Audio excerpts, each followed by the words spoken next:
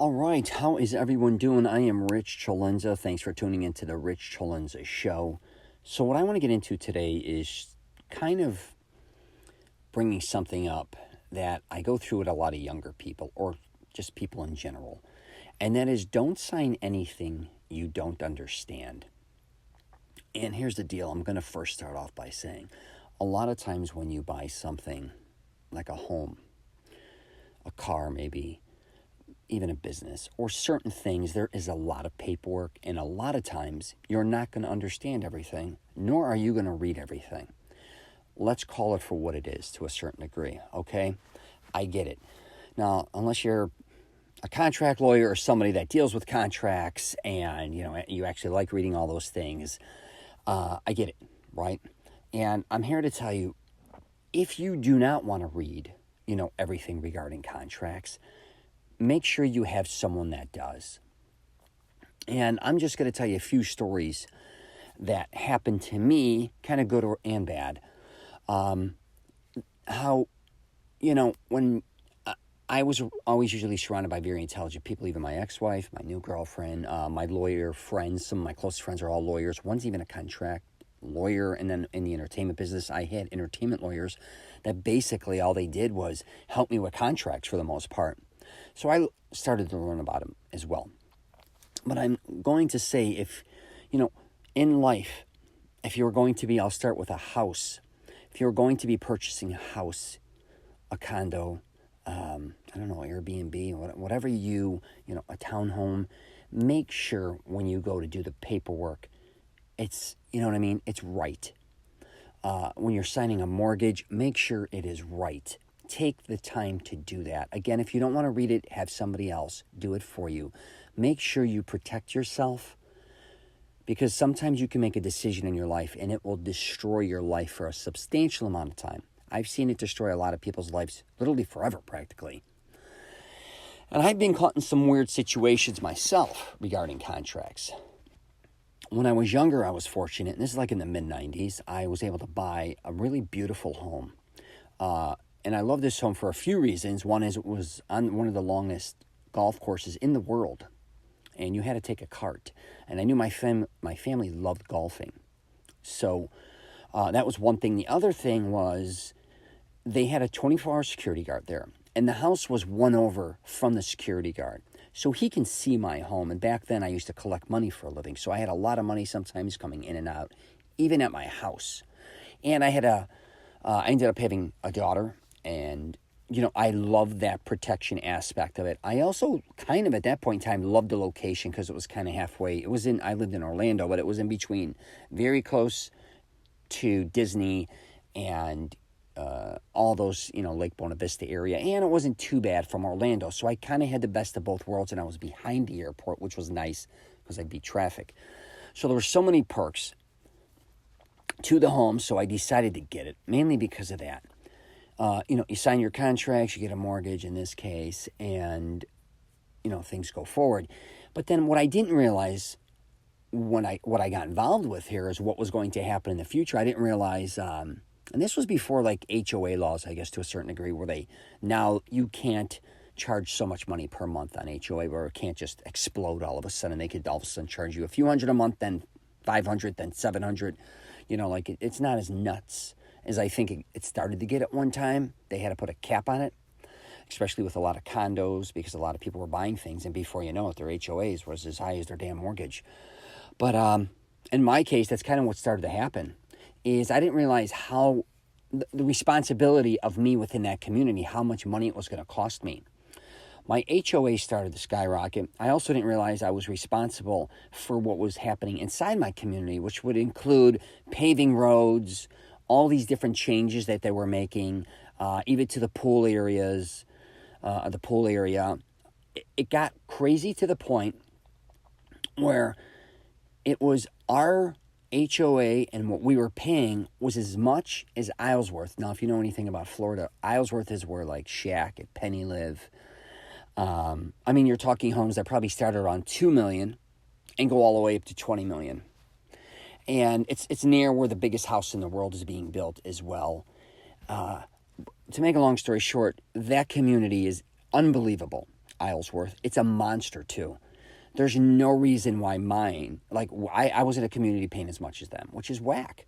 But I signed on that. Now, I could not get out of that, no matter what even if I went to the board.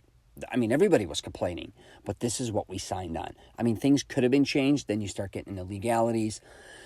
I ended up having to sell it anyways because my daughter ended up having some health issues, and I wasn't even there for that. Someone took care of that, and I think some boy band's parents or mother, they got it for her. But to make a long story short, sometimes when you're signing things, I blew that. That was a bad move on my part. And sometimes you're going to make mistakes. But these are things I'm just telling you, when you go purchase something, you want to dissect it to death. You want to talk also, I would say, to people within that community. Or somebody, for instance, if you're going to buy a car as well, I'm going to throw that into it. So many people, I've even had separate podcasts on this, get burned buying cars. Because you're so anxious, you'll work out any type of deal. First of all, if you are going to buy a car, the last thing you want to ever be is desperate to buy it. I don't care who you are. I know you may be excited. Do not show desperation. Do not be desperate. Take your time. Okay, it'd be very similar to a house. Most people, for the most part, when you go shopping for a home or something, to that level, take your time. Okay, I get a lot of times we go online, you see the car you want at the miles, or maybe no miles, new, whatever the case may be. I would never buy new unless you really have a lot of money you want to waste. But you find the car, you go get it, and call it a day. I get it. But when you do go to buy that car, again, be very aware of the car you're getting, and also be aware of the paperwork you're signing. Especially young people, man. I see them get burned over and over again. Last year, my engineer, he had some complications with a car, so I helped him purchasing a car. We were going back and forth with all the, the financing and stuff, and I kept telling him, no, this, we go through it on the calculator. He'd even call me. Finally, he got a deal, and it was a really good deal finally, because I kept telling him, wait it out. So he did. He got the car, left, and I think like less than a week later, they called him back and said, oh, we screwed up on the financing. We kind of, I think he said it wasn't right. And I said, you don't have to go back. You signed it. They signed it. They gave it to you. It's over. It's on you if you want to go back. And how I knew this was because I once purchased a car for my ex-wife, and they blew the price on it. They claimed an engine size that they sold to us. They thought it was a smaller engine size and a lower model, but I got the higher model. And the price wasn't right. I said, you offered that price. I purchased it, signed the paperwork, and we left with that car. So, so they actually wanted us to bring the car back, just like him, and renegotiate. And I said, that's not going to happen. Because the reality was, you gave us a price, you gave me an offer, you presented the paperwork, I signed it. And they obviously signed it as well, or whatever you want to say, and they sent it through. So anyways, I am going to wrap it up with this, though, because I think a lot of people also get burned not knowing the facts. And this also happened to me not long ago. And I was buying a small little business that I found. And it was really cool, actually. And I actually liked the owner a lot. We got along really well. But after I purchased the business, what I started to find out regarding a lot of things, what was inside of the contract wasn't what was really happening or going on. A lot of things were added, maybe even taken out, a lot of untruths. So here's the deal: a lot of times when you are signing something, regardless what it is, you have to really think about, is everything in here right? Because as you know, a lot of times, you know what I mean? And this goes for you in financing or, a car, getting a mortgage, whatever the case may be. I don't even care if it's a credit card. You have to, again, make sure you're protected. You don't want to get burned on an interest rate or any of that. But you also have to really think about what's in that contract. Is it really beneficial for yourself? When I was making my first film, I remember I took a SAG. It wasn't a union film, but I took a contract from SAG and I made it. And then my close friend, who's an entertainment lawyer, we added a bunch of other things. But I wanted to be fair to the actor, because I remember when I was younger, I did some modeling and acting.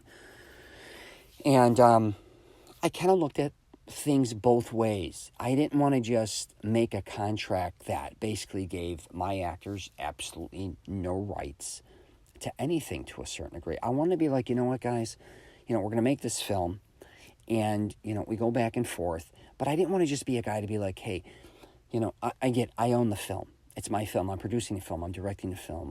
We're paying for the film. Whatever, we get it. But I also didn't want to be at the point where it's like, you know what I mean? You can't do ever. It's just over the top, I guess you could say. And a lot of times people do, I think, when you're cutting deals, kind of just take advantage of other people. And I just want people to be aware of that, regardless what it is. It doesn't have to be in a film.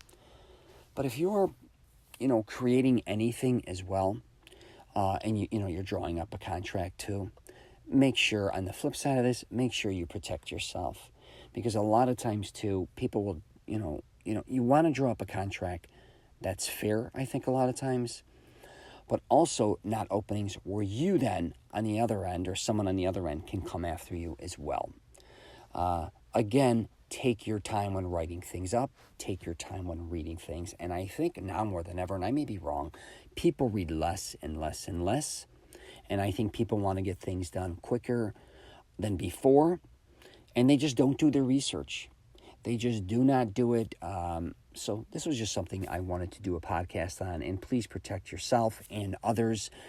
My daughters are in their early 20s now, actually heading into their mid-20s. So anything they do, I want to be a part of and oversee. And that does not mean I know exactly what the hell's going on or what I am talking about. But I definitely want to make sure no matter what they're doing, okay, I don't care if they're getting their car fixed and they got to sign something before they do that. I want to look at that deal. I want to see exactly how much they're paying. I want to see how long the warranty is. I want to see how credible this company is, okay? And if you're a parent or whatever the case may be, a grandparent, or just somebody that has more knowledge in something, reach out and help them. Because you may not believe it, a friend, family member, or colleague may be getting taken advantage of just by taking a little time out of your day can help them a long way. I promise you, especially when it comes to things, if it's somebody's first house they're buying, first car, if it's anything, their first credit card, make sure they're not getting something with an interest rate that's astronomical, all right? Maybe they don't realize a lot of these things. So I'm going to wrap it up there. If you get a chance, definitely check out my podcast, The Rich CELENZA Show. This is my podcast. I'm thinking my YouTube channel. Sorry about that, guys. I don't edit anything on my podcast either. I just let it flow. If I make a mistake, I don't give a shit. Go through. Move forward. We all make mistakes. But my YouTube channel, Rich CELENZA. And I'm also on LinkedIn, Twitter, Facebook, and Instagram. If you could subscribe to my YouTube channel, man, I'm almost at 1,000, which is getting pretty cool. And that's really all I got. If you have any questions or comments, feel free to hit me up. But please protect yourself and one another. A lot of times, that's all we got. All right, take care.